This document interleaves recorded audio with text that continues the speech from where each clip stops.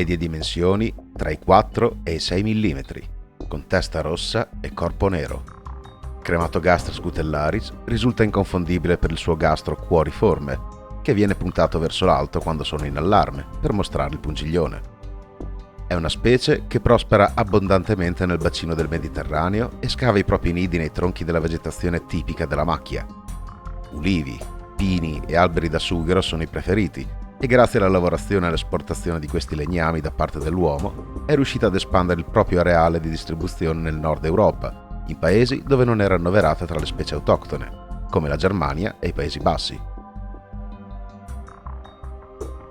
È una specie che dà origine a colonie numerose con una forte dominanza nei confronti delle altre.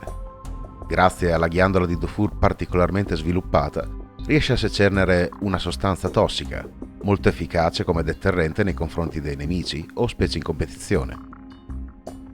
Tale sostanza può essere iniettata tramite il pungiglione o semplicemente applicata sul nemico, e nel caso il nemico fossimo noi, l'effetto della puntura giungerebbe al proprio apice in 2 o 3 ore, perdurando fino ad un massimo di 24, provocando, a dire il vero, un livello di dolore molto basso.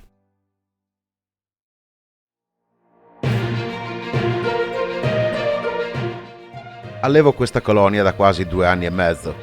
Praticamente ogni albero del mio giardino ospita almeno una colonia di Crematogastra scutellaris e durante le sciamature, che avvengono indicativamente da settembre a ottobre, probabilmente attirate dalle luci notturne, le trovo praticamente ovunque.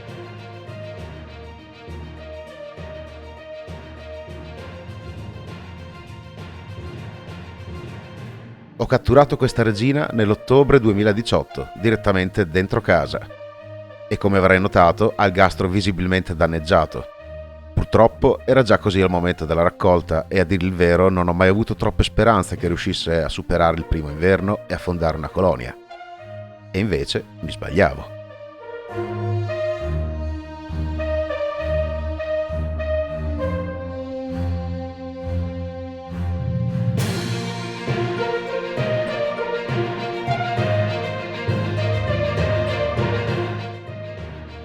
Per loro, la scorsa settimana si è conclusa la pausa invernale ed infatti si può notare un certo fermento nel formicaio. A breve, la regina riprenderà a deporre uova e le numerose larve, rimaste in stasi tutto l'inverno, concluderanno il loro sviluppo trasformandosi in nuove operaie.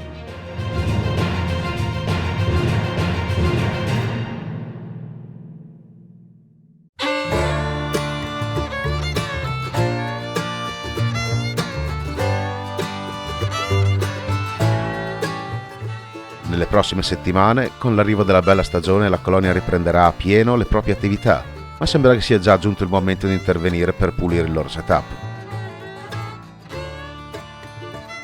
Ripulire l'arena e fornire alimenti di vario genere da ora in poi diventerà la routine.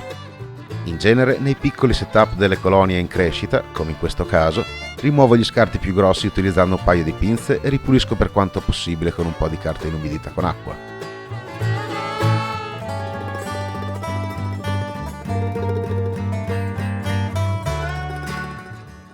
Noto che restano abbastanza tranquille durante le operazioni di manutenzione e questo mi facilita di gran lunga il lavoro.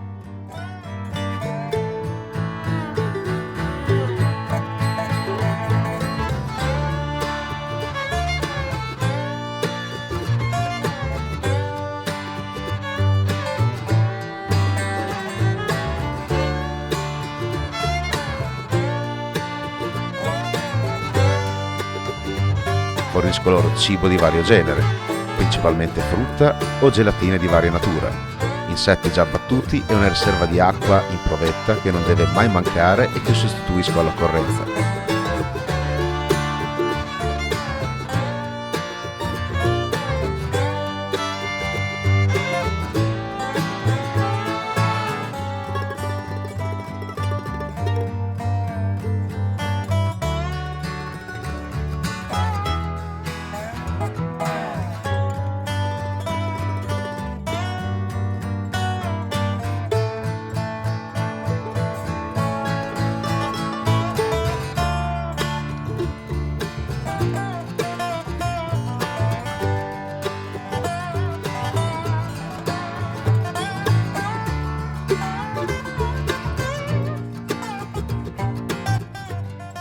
Attualmente il numero si aggira attorno ai 200-250 esemplari e almeno il doppio fra uova e larve.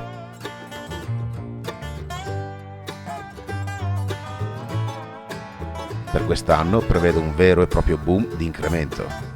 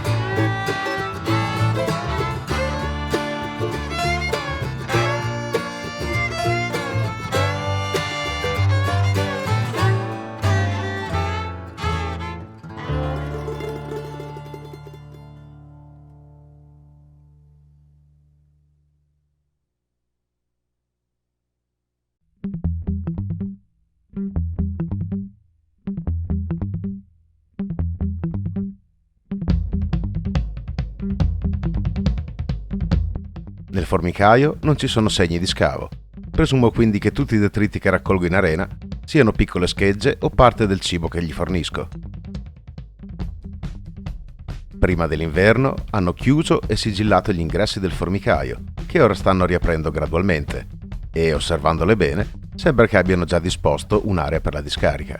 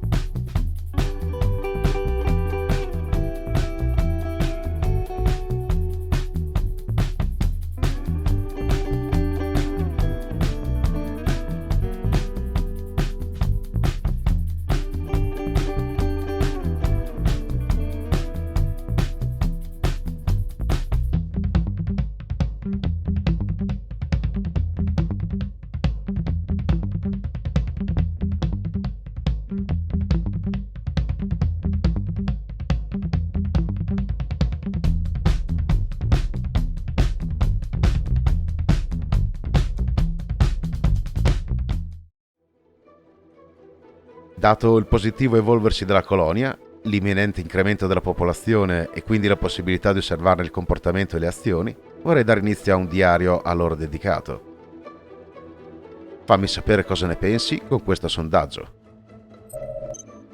Credo possa essere interessante poterti aggiornare sul loro andamento ed eventuali sviluppi, così da poter discutere e condividere l'esperienza con chi alleva questa specie o ha in progetto di farlo. E come al solito, se il video ti è piaciuto, lasciami il tuo like ed iscriviti al canale. Se hai qualche domanda, scrivimi qui nei commenti o iscriviti al gruppo Facebook di Anzi Italia. Grazie per la visione e al prossimo video.